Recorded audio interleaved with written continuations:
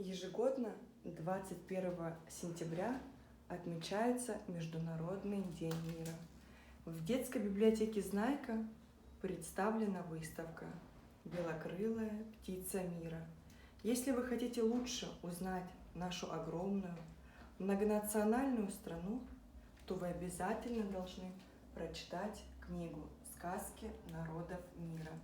В сказках хорошо отражены обычаи и традиции народов, их особенности.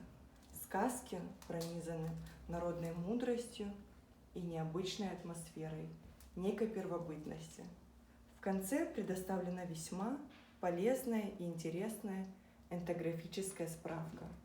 О многих народах вы услышите впервые. Приходите в нашу детскую библиотеку «Знайка», которая находится по адресу Ленина, 20.